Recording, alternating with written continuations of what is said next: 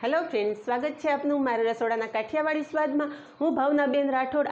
આજે આપણે બનાવશું સ્વાદિષ્ટ મસાલા ભીંડો। ફ્રેન્ડ્સ, આ શાકમાં તમારે શાકને અડધી પોણી કલાક ગેસ ઉપર રાખવાની જરૂર નથી। ફ્રેન્ડ્સ, આજે આ ભીંડાનું શાક આપણે કુકરમાં બનાવશું। તમે કહેશો કે કુકરમાં ભીંડાનું શાક, પણ વિડીયો પૂરેપૂરો જોશો તો તમને ખ્યાલ આવશે કે કુકરમાં પણ માત્ર 10 જ મિનિટમાં ભીંડાનું શાક તૈયાર થાય છે। તો વિડીયો બિલકુલ સ્કીપ કર્યા વગર સ્ટેપ બાય સ્ટેપ રેસીપી પૂરી જોજો। અને વિડીયો પસંદ આવે તો વિડીયોને લાઇક, શેર અને સબસ્ક્રાઈબ કરી પાસે રહેલું બેલ પ્રેસ કરો, જેથી આવનારા નવા વિડીયો સૌથી પહેલાં આપને મળે। તો ચાલો બનાવીએ માત્ર 10 જ મિનિટમાં તૈયાર થઈ જતું સ્વાદિષ્ટ મસાલા ભીંડાનું શાક। તો ભીંડાનું શાક બનાવવા માટે અહીંયા મેં 300 ગ્રામ ભીંડા લીધા છે। ભીંડા હંમેશા આ રીતે એકદમ સરસ તાજા હોય એવા લેવાના, મોટા બિયાવાળા ભીંડા નહીં લેવાના। જો મોટા બિયાવાળા ભીંડા લેશો તો શાક બનાવવા ટાઈમે ભીંડામાંથી બિયા અલગ થઈ જશે, પરિણામે તમને શાકમાં ભીંડાને બદલે બિયા જ દેખાશે।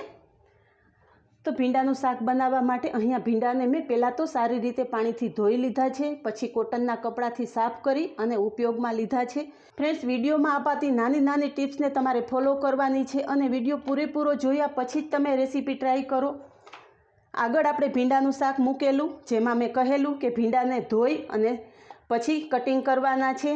તો એક વ્યુઅર્સે શું કર્યું ખબર, તેમણે ભીંડાને પહેલાં તો કટિંગ કરી લીધા અને પછી પાણીથી ધોઈ લીધા, પરિણામે ભીંડાની ચીકાશ બહાર આવી અને બધા જ ભીંડા એકદમ ચીકણા થઈ ગયા।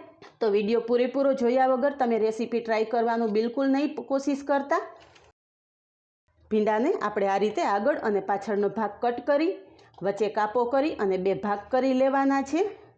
આજે આપણે ભીંડાનું શાક બિલકુલ ભરવાની ઝંઝટ નથી ભીંડાને તમારે જાજી વાર સુધી ચોળવવાની જરૂર। આજે ભીંડાનું શાક એકદમ નવી રીતે અને માત્ર 10 જ મિનિટમાં તૈયાર થઈ જાય એવું બનાવશું। તો આ રીતે બધા ભીંડા સમારી લઉં છું। તો અહીંયા બધા જ ભીંડા સમારી લીધા છે। તો ભીંડામાં બિલકુલ ચીકાશ ના રહે એના માટે આપણે 2 ચમચી ચણાનો લોટ મિક્સ કરશું। આ રીતે ભીંડા સાથે ચણાનો લોટ મિક્સ કરી અને જ્યારે તમે શાક બનાવશો તો એક એક ભીંડો છૂટો થશે એવું આપણું શાક તૈયાર થશે। સાથે થોડા મસાલા પણ કરી લેશું। મસાલામાં અડધી ચમચીથી ઓછી લાલ મરચું પાવડર લીધું છે, ચપટી હળદર, અડધી ચમચીથી ઓછું ધાણા જીરું અને 1 ચમચી તેલ મિક્સ કરશું। હાથેથી ચોળીને આ રીતે ભીંડા સાથે બધો જ મસાલો મિક્સ કરવાનો છે અને ચણાના લોટથી બધા જ ભીંડા કોટ થઈ જવા જોઈએ। તો અહીંયા તમે જોઈ શકો છો કે બધા જ ભીંડા આપણા મસાલાથી કોટ થઈ ગયા છે। હવે શાક બનાવવા માટે સ્પેશિયલ મસાલા પેસ્ટ તૈયાર કરી લેશું। એના માટે અહીંયા મેં 3 મોટી ચમચી દહીં લીધેલું છે। આજે શાક આપણે માત્ર 10 જ મિનિટમાં તૈયાર કરવાનું છે, એના માટે આપણે બધી પ્રિપરેશન પહેલાં કરી લેશું, પછી ગેસ ચાલુ કરશું। તો મસાલા પેસ્ટમાં 1 ચમચી તીખું લાલ મરચું નાખેલું છે અને 1 ચમચી કાશ્મીરી લાલ મરચું લીધું છે। તમે એકલા કાશ્મીરી લાલ મરચું કે એકલા તીખા મરચાંથી પણ આ શાક બનાવી શકો છો। અડધી ચમચી હળદર, 1 ચમચી ધાણા જીરું, સ્વાદ પ્રમાણે મીઠું નાખી અને મસાલા પેસ્ટ તૈયાર કરી લેશું। આ રીતે દહીં સાથે મસાલા પેસ્ટ તૈયાર કરવાથી ગ્રેવીમાં નાખતા મસાલા બિલકુલ બળશે નહીં અને એકદમ સ્વાદિષ્ટ શાક તૈયાર થશે। ફ્રેન્ડ્સ, આ શાકની રેસીપી દરેક વર્કિંગ વુમન માટે ખૂબ જ ઉપયોગી રહેશે।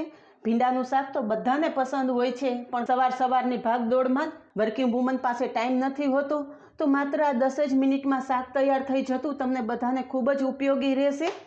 આપણી મસાલા પેસ્ટ તૈયાર થઈ ગઈ છે, હવે શાક બનાવશું।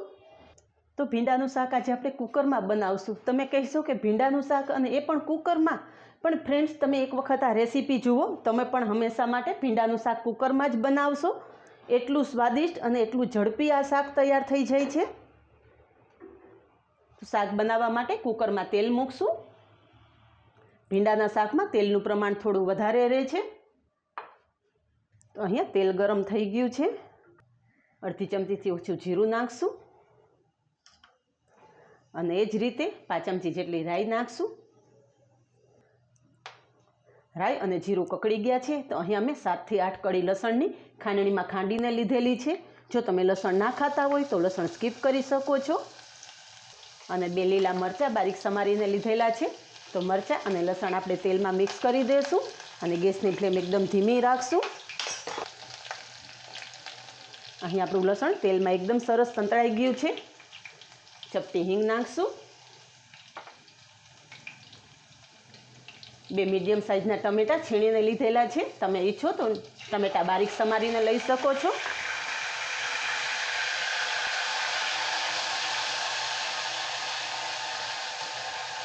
તો ટમેટાં પણ તેલ સાથે સારી રીતે સાંતળી લેશું.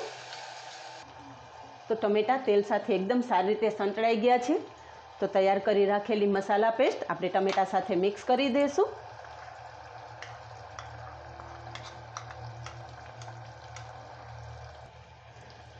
દહીંવાળી પેસ્ટ ગ્રેવીમાં મિક્સ કરતા ટાઈમે ગેસની ફ્લેમ એકદમ ધીમી રાખવાની અને દહીંવાળી પેસ્ટ આપણે તરત જ ટમેટાની ગ્રેવી સાથે મિક્સ કરી દેવાની છે, જેથી દહીં બિલકુલ ફાટે નહીં. નહીંતર ગરમ તેલમાં પડતા દહીં તરત જ ફાટી જાય છે. તો અહીંયા તમે જોઈ શકો છો કે આપણી દહીંની ગ્રેવી ટમેટાની ગ્રેવી સાથે એકદમ સરસ મિક્સ થઈ ગઈ છે. ફ્રેન્ડ્સ, મારી બધી જ રેસીપીમાં હું તમને ડીપમાં સમજાવું છું અને એક નાની નાની ટિપ્સ સહિત મારા બધા વિડીયો હોય છે. તો મારા વિડીયોને ફોલો કરો અને તમારા ફ્રેન્ડ્સ ગ્રુપમાં શેર કરતા રહો, જેથી તેઓ પણ ઇઝી અને ક્વિક રેસીપી બનાવી શકે.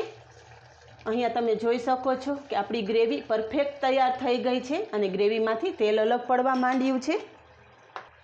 તો આપણે જે ચણાના લોટથી કોટિંગ કરેલ અને ભીંડા રાખેલા છે એ ભીંડા આપણે ગ્રેવીમાં મિક્સ કરી દઈશું.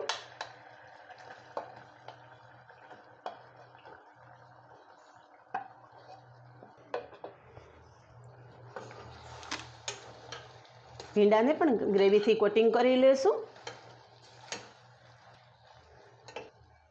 અહીંયા આપણા બધા જ ભીંડા ગ્રેવીથી એકદમ સરસ કોટિંગ થઈ ગયા છે. હવે ખાસ ધ્યાનમાં રાખવાની બાબત, ગેસની ફ્લેમ એકદમ ધીમી રાખવાની છે. અહીંયા બધો જ મસાલો આપણે ભીંડા સાથે મિક્સ કરેલો છે અને આપણે ભીંડાના શાકમાં ચણાનો લોટનો ઉપયોગ કરેલો છે. તો 2 ચમચી જેટલું પાણી જે આપણે બાઉલમાં મસાલા પેસ્ટ તૈયાર કરેલી એમાં નાખી અને શાક સાથે મિક્સ કરું છું.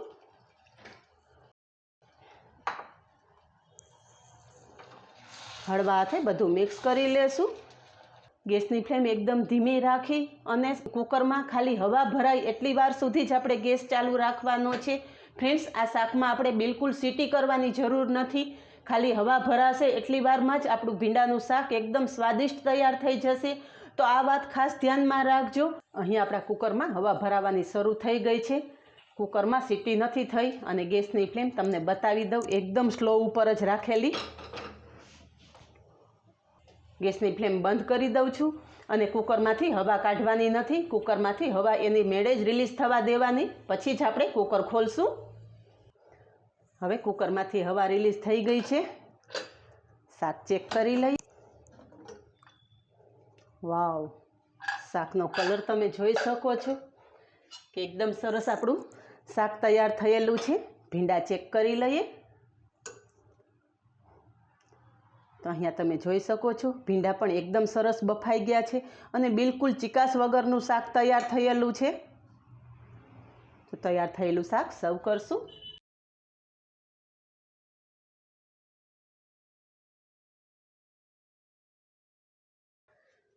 તો તૈયાર છે માત્ર 10 જ મિનિટમાં તૈયાર થઈ જતું મસાલા ભીંડાનું શાક. તો આ જ રીતે બનાવો અને કમેન્ટમાં જણાવો કે આપને કોઈ પણ જાતની ઝંઝટ વગર બનતું આ મસાલા ભીંડાના શાકની રેસીપી કેવી લાગી. આજે બસ આટલું જ. મળીએ નેક્સ્ટ વિડીયોમાં. ત્યાં સુધી બાય. Thank you.